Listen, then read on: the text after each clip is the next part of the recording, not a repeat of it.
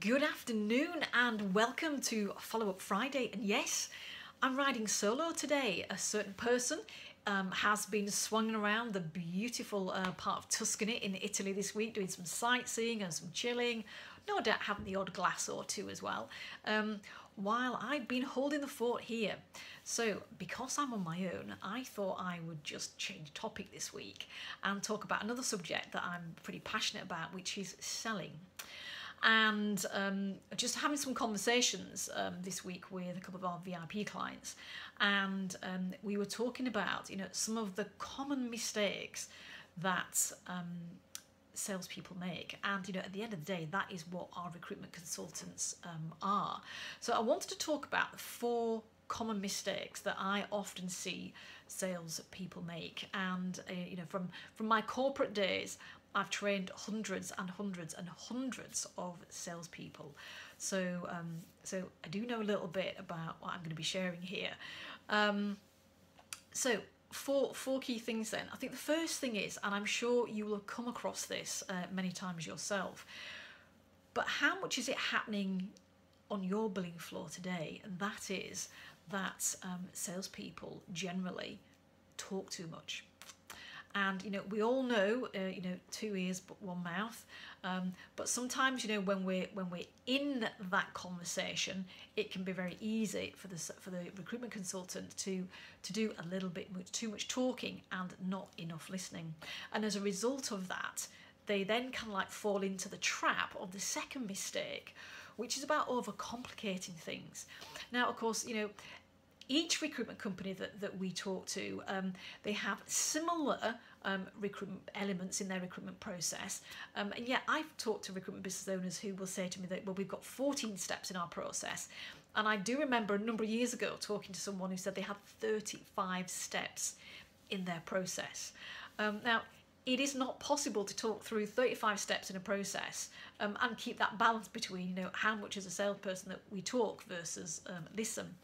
So, it can get a little bit complicated the more detail that, recruitment consultants go into about your particular product or service. So I think it's about helping them to keep it simple and to be able to communicate the essence and the key points of what you have to offer in your product, which kind of like leads me on to really I'm going to extend this to 5 because I've thought of an additional one which really links to what I was just saying about keeping things really simple.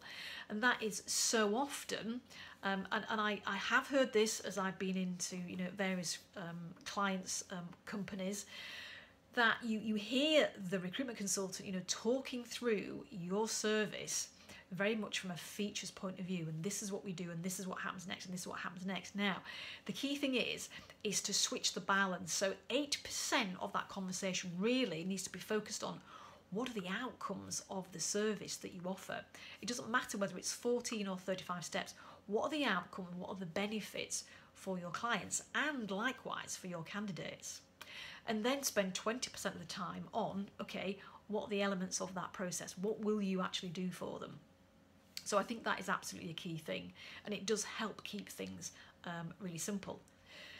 The 4th point then, was 3, now it's the 4th point, is, and I have to confess, I have heard myself saying this in the past, I will thank someone for their time. Now, you might think, well, that's a courteous thing to do. Well, yeah, I can understand why you might think that, and what unconsciously though we are doing is we are sending a message that whether it's the client or the candidate's time, that their time is more important than ours, which kind of like puts us on like a different, subconsciously a slightly different level. Whereas what we actually want to do is we want to have an adult conversation where we're coming from my time is as important, as valuable as yours. So I think it's a tiny little thing, but it can alter the dynamics in a conversation. So, an alternative would be just say, look, it's been great talking to you today, and this is what I'm going to do to follow up our conversation, etc., etc. And, we can still have, maintain rapport, have a clear action at the end of that conversation, and move that relationship and the sale forward. And that leads me on to the final thing, which relates really to we might not always close a conversation straight away, and there's some, and I'm looking away because I'm trying to recall these statistics so I can share them with you. But there's a great sort of set of data that we shared about the number of times, the percentage of salespeople who follow people up. And the reality is that, beyond the second follow-up, the number of salespeople that follow people up 3 times, and the figures that are escaping me at the minute, but it is an incredibly small percentage. People just don't follow up. If they don't get yes straight away, they're inclined to think that people, well, they don't want to buy. No, it's not that they don't want to buy. They might just not be ready to buy, which is a whole other conversation and a different video. So follow up is the key thing, and I guess it's just about you posing the question to your team about how many follow-ups do they actually implement when they've had a conversation with a candidate or a client. How many times do they go back? Do they keep going back, or at what point do they give up? Because generally someone needs to have 7 to 12 points of contact before they will engage with us from a service point of view. And often what the data shows is that the majority of salespeople give up after probably the second point of follow-up. So you can see there's kind of like a real disparity there, isn't it? We need to get people to 7 to 12 points of contact, and yet the average salesperson is going to stop after the second point of contact. So there's a great message in there for us. So key things then, first thing is talking too much. Really kind of like listen in to the conversations that your guys are having, and look at that balance between questions and talking. Second thing is keep the process really simple. Third thing, make sure that your team are talking about the outcomes of your service and your products, rather than investing a lot of time talking through the detail of your service offering.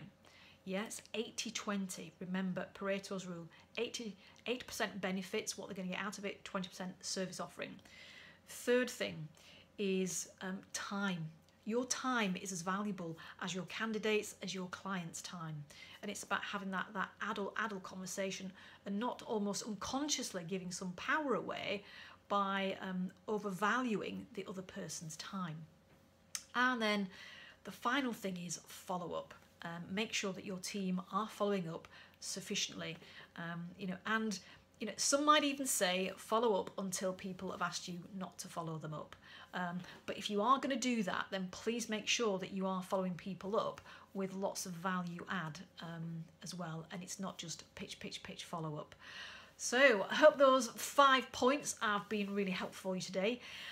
Next week, the Dynamic Duo will be back. And in between time, we've got a lovely bank holiday to look forward to. I am praying that the sunshine hangs around for a little bit longer. But if not, then we will still have a great weekend. So I hope you have a great weekend, and catch you next week. Bye for now.